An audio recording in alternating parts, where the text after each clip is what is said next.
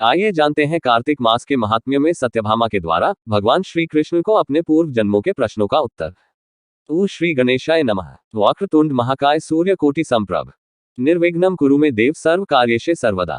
कार्तिक मास में स्नान, दान, धर्म, पूजा पाठ और दीप ज्योत का बहुत बहुत महत्व है। पूरी श्रद्धा, भक्ति और आस्था के साथ प्रातः ब्रह्म मुहूर्त में उठकर स्नान और भगवान श्री हरि विष्णु जी की पूजा पाठ का विधान है। इस कार्तिक मास में किया गया पूजा पाठ सभी मास में किए गए पूजा अर्चना से सर्वोत्तम है।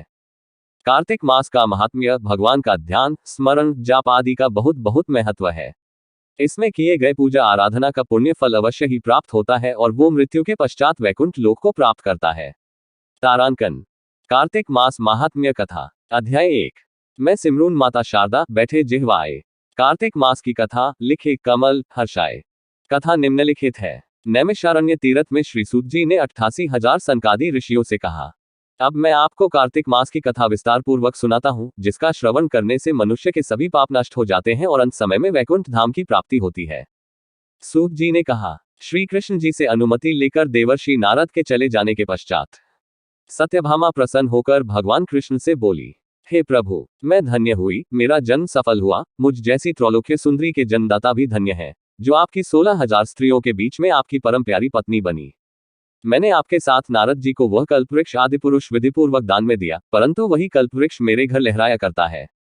ये बात मृत्युलोक में किसी स्त्री को ज्ञात नहीं है। हे त्रिलोकीनाथ, मैं आपसे कुछ पूछने की इच्छुक हूँ। आप मुझे कृपया कार्तिक महात्म्य की कथा विस्तार पूर्वक सुनाइए, जिसको सुनकर मेरा हित हो और जिसके करने से कल्पपर्यंत भी आप मुझसे विमुख न हो। सूत जी आगे बोले। सत्यभामा के ऐसे वचन सुनकर श्री कृष्ण ने हंसते हुए सत्यभामा का हाथ पकड़ा और अपने सेवकों को वहीं रुकने के लिए कहकर विलासयुक्त अपनी पत्नी को कल्पवृक्ष के नीचे ले गए। फिर हंसकर बोले, हे प्रिय, 16,000 रानियों में से तुम मुझे प्राणों के समान प्यारी हो। तुम्हारे लिए मैंने इंद्र एवं देवताओं से विरोध किया था। हे कांते, जो बात तुमने मुझसे पूछी है उसे सुनो। एक दिन मैंने, श्री कृष्ण, तुम्हारी सत्यभामा की इच्छा पूर्ति के लिए गरुड़ पर सवार होकर इंद्रलोक जाकर कल्पवृक्ष मांगा। इंद्र द्वारा मना किए जाने पर इंद्र एवं गरुड़ में घोर संग्राम हुआ और गौलोक में भी गरुड़ जी गौओं से युद्ध किया। गरुड़ की चोंच की चोट से उनके कान एवं पूंछ कटकर गिरने लगे, जिससे 3 वस्तुएं उत्पन्न हुई। कान से तंबाकू, पूंछ से गोभी और रक्त से मेहंदी बनी।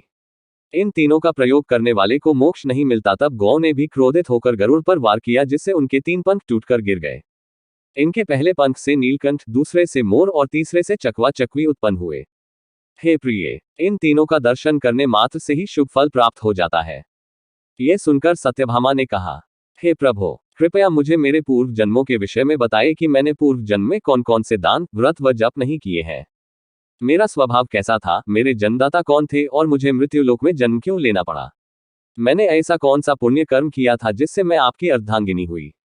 श्री कृष्ण ने कहा, हे प्रिय, अब मैं तुम्हारे द्वारा पूर्व जन्म में किए गए पुण्य कर्मों को विस्तार पूर्वक कहता हूं, उसे सुनो। पूर्व समय में सतयुग के अंत में मायापुरी में अत्रि गोत्र में वेद वेदांत का ज्ञाता देवशर्मा सुधर्मा नामक एक ब्राह्मण निवास करता था। वह प्रतिदिन अतिथियों की सेवा, हवन और सूर्य भगवान का पूजन किया करता था। वह सूर्य के समान तेजस्वी था। वृद्धावस्था में उसे गुणवती नामक कन्या की प्राप्ति हुई। उस पुत्रहीन ब्राह्मण ने अपनी कन्या का विवाह अपने ही चंद्र नामक शिष्य के साथ कर दिया। वह चंद्र को अपने पुत्र के समान मानता था और चंद्र भी उसे अपने पिता की भांति सम्मान देता था। एक दिन वे दोनों कुश व समिधा लेने के लिए जंगल में गए। जब वे हिमालय की तलहटी में भ्रमण कर रहे थे, तब उन्हें एक राक्षस आता हुआ दिखाई दिया। उस राक्षस को देखकर भय के कारण उनके अंग शिथिल हो गए और वे वहां से भागने में भी असमर्थ हो गए। तब उस काल के समान राक्षस ने उन दोनों को मार डाला। चूंकि वे धर्मात्मा थे, इसलिए मेरे पार्षद उन्हें मेरे वैकुंठ धाम में मेरे पास ले आए। उन दोनों के द्वारा आजीवन सूर्य भगवान की पूजा किए जाने के कारण मैं दोनों पर अति प्रसन्न हुआ। गणेश जी, शिव जी, सूर्य व देवी, इन सब की पूजा करने वाले मनुष्य को स्वर्ग की प्राप्ति होती है।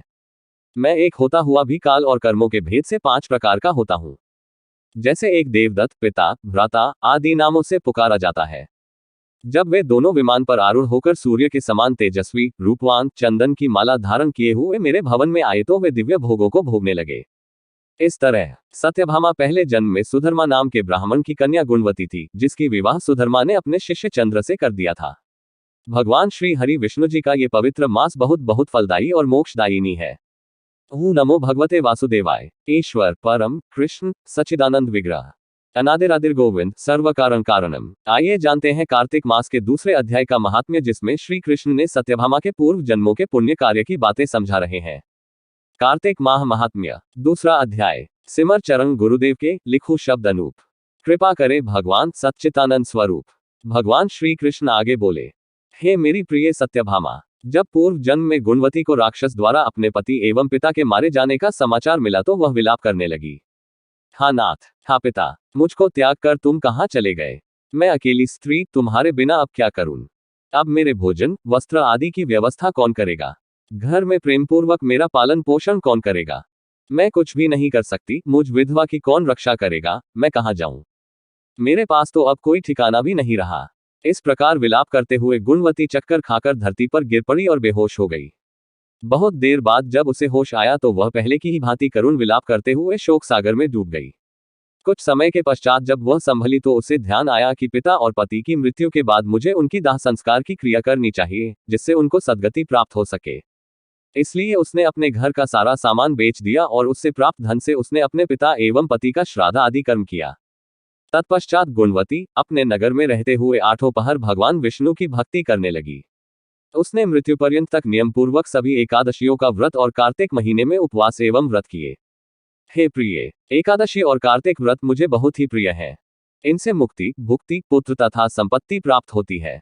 कार्तिक मास में जब तुला राशि पर सूर्य आता है तब ब्रह्म मुहूर्त में उठकर स्नान करने व व्रत व उपवास करने वाले मनुष्य मुझे बहुत प्रिय हैं, क्योंकि यदि उन्होंने पाप भी किए हों तो भी स्नान व व्रत के प्रभाव से उन्हें मोक्ष प्राप्त हो जाता है। कार्तिक में स्नान, जागरण, दीपदान तथा तुलसी के पौधे की रक्षा करने वाले मनुष्य साक्षात भगवान विष्णु के समान होते हैं।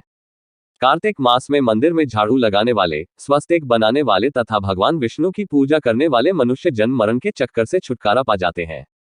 ये सुनकर गुणवती भी प्रतिवर्ष श्रद्धापूर्वक कार्तिक का व्रत और भगवान विष्णु की पूजा करने लगी। हे प्रिय, एक बार उसे ज्वर हो गया और गुणवती बहुत कमजोर भी हो गई, फिर भी वह किसी प्रकार गंगा स्नान के लिए चली गई। गंगा तक तो वह पहुंच गई, परंतु शीत के कारण वह बुरी तरह से कांप रही थी, इस कारण वह शिथिल हो गई। तब मेरे दूत उसे मेरे धाम में ले आए।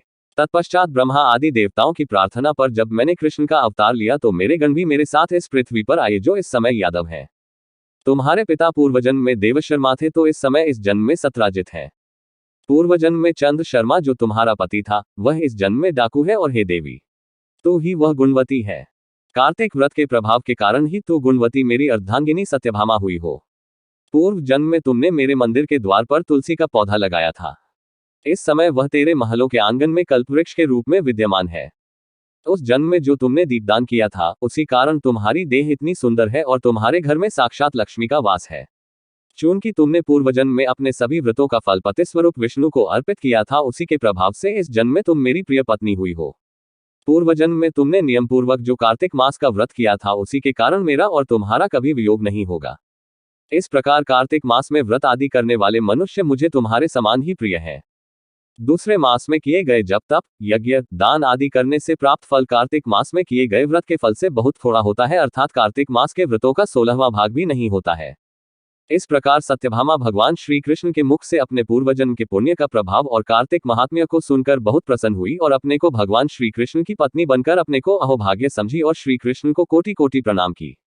इति दूसरा अध्याय। ओम नमो भगवते वासुदेवाय। ईश्वर परम कृष्ण सच्चिदानंद विग्रह अनादिरादिर गोविंद सर्व कारण कारणम। प्रेम से बोलो शिव परिवार की जय। ओम नमो नारायण। ओम नमः शिवाय। जय श्री राम, श्री कृष्ण गोविंद। हरे मुरारी, हे नाथ नारायण वासुदेवा। राधे राधे जी।